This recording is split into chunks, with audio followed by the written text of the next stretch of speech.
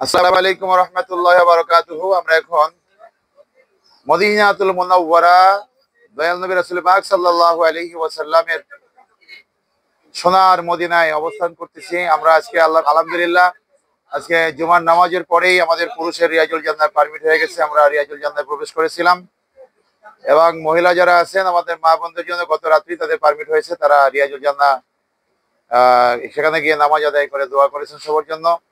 এখন আমরা রওনা করেছি মদিনাতুল মুনাওয়ারার ঐতিহাসিক মসজিদ, খেজুরের বাগানগুলো দর্শন করার জন্য, জিয়ারার জন্য। এখন প্রথমে আমরা মসজিদে কোবায় যাব ইনশাআল্লাহ।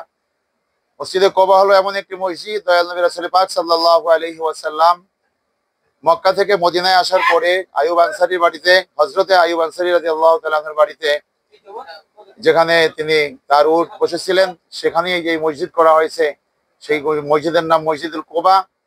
সেই মসজিদে কোবায় 2 রাকাত নামাজ যদি কেউ আদায় করে, আমার প্রিয় নবীজি বলেন সেখানে 2 রাকাত নামাজ আদায় করলে একটি কবুল ওমরা হজের সওয়াব আল্লাহ তাআলা দান করবেন।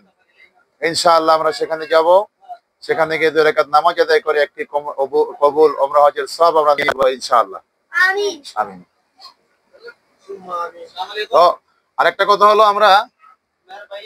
আমরা সবার জন্য দোয়া করেছি। যারা বাংলাদেশ থেকে বা সৌদি আরব থেকে, বিভিন্ন দেশ থেকে আমাদের কাছে সালাম দেওয়ার কথা বলেছেন, দয়াল নবীজির রওজা মোবারকে সবার পক্ষ থেকে আমার প্রিয় নবীজির রওজা মোবারকে সালাম দিয়েছি। আলহামদুলিল্লাহ সবার জন্য দোয়া করেছি। আল্লাহ তাআলা যেন সবাইকে সুস্থ রাখেন, ভালো রাখেন, বিপদ আপদ মুক্ত রাখেন, রোগ মুক্ত রাখেন, দুনিয়ার জীবনে শান্তি দেন এবং আখিরাতে আল্লাহ তাআলা শান্তির ব্যবস্থা করেন। আমিন।